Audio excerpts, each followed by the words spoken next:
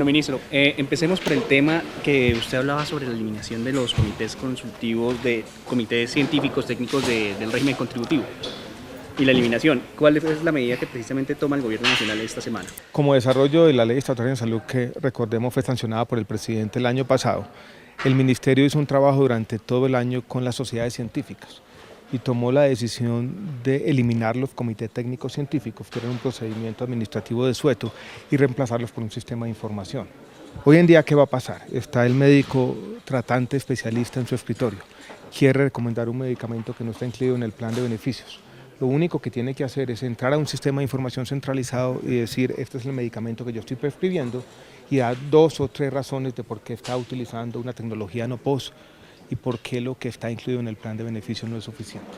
Así vamos a tener oportunidad en el conocimiento, vamos a tener una base de datos casi en línea para saber cómo está evolucionando el tema del no POS, y vamos a tener para todos, para la comunidad, un mecanismo de autorregulación, porque el ministerio conocerá con oportunidad qué es lo que está pasando.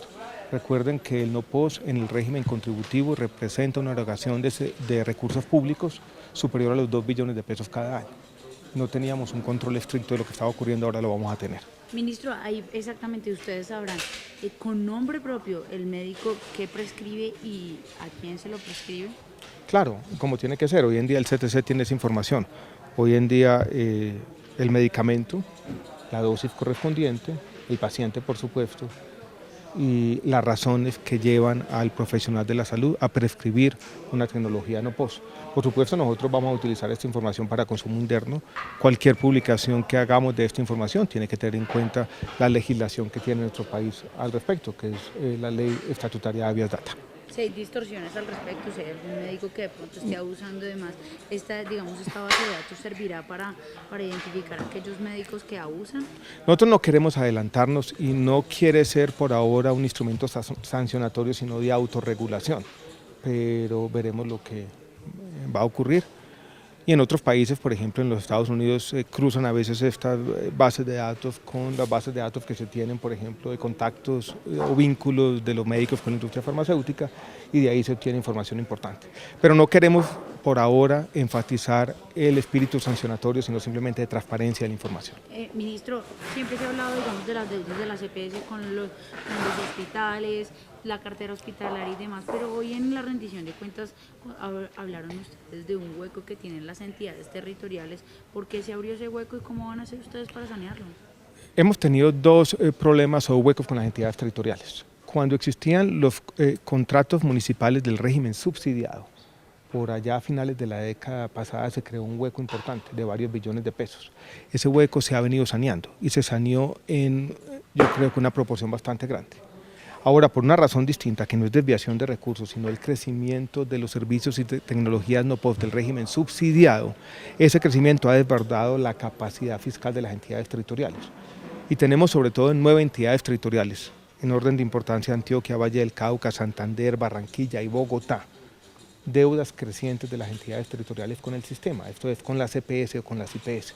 Eso nos preocupa, para eso sacamos una resolución el año pasado, y en el fondo, cuando hoy en la audiencia pública hablamos de coherencia entre beneficios y recursos, yo creo que yo tengo que enfatizar ese mensaje.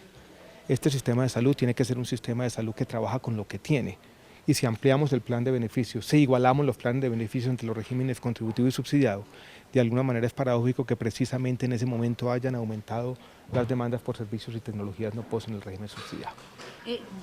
Cordura, yo creo, y prudencia en el uso de recursos públicos para no desbordar la capacidad fiscal de las entidades territoriales tiene que ser aquí un mensaje importante. Ministro, usted hablaba precisamente en la rendición de cuentas del cronograma, sobre todo de pagos en temas de Caprecom, pero además habló que, digamos, las cuentas que se hacían del billón de pesos, más lo que podría tenerse en acreencias, no iban a alcanzar. ¿De dónde se podrían sacar esos nuevos recursos? ¿Una nueva emisión de test, por ejemplo?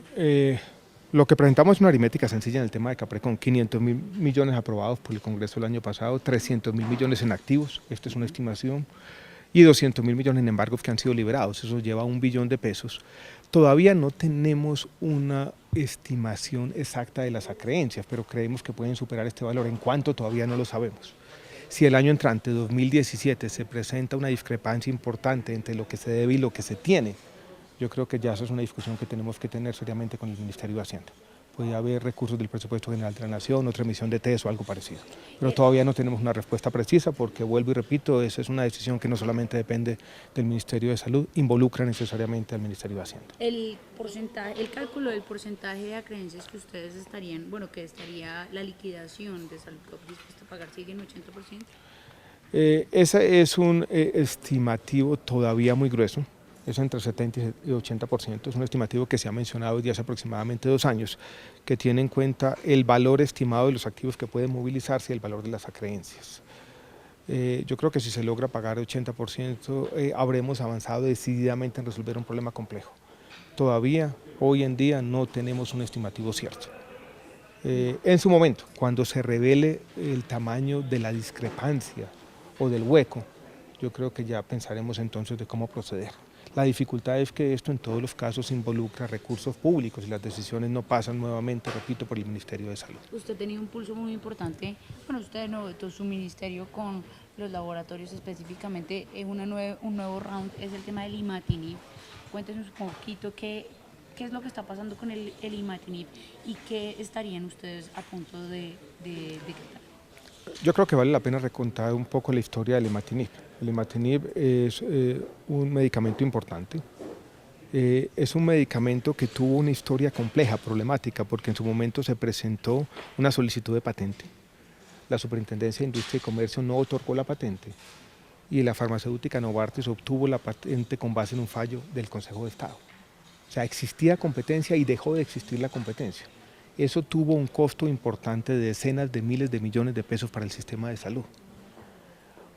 Con base en esa historia problemática, la sociedad civil presenta, con razones de interés público, una solicitud de licencia obligatoria.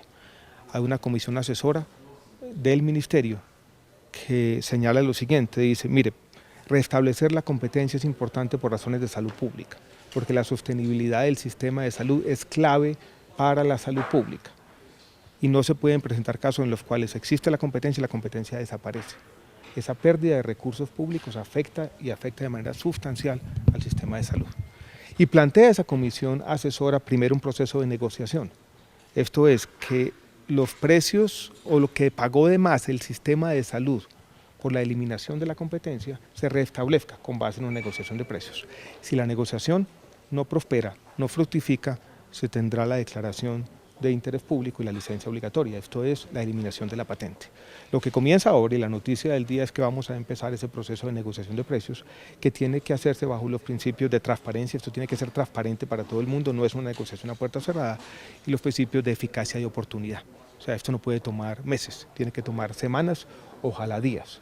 Entonces, la noticia del día, repito, es que comienza la negociación transparente, oportuna, que va a tomar unos pocos días con la farmacéutica Novartis para que reduzca el precio y podamos volver a pagar lo que el país tiene que pagar y no más por este medicamento importante, el imatinib. Mientras Novartis no tenía la patente por orden judicial, ¿había competencia? ¿Cuántos había y eran similares de...?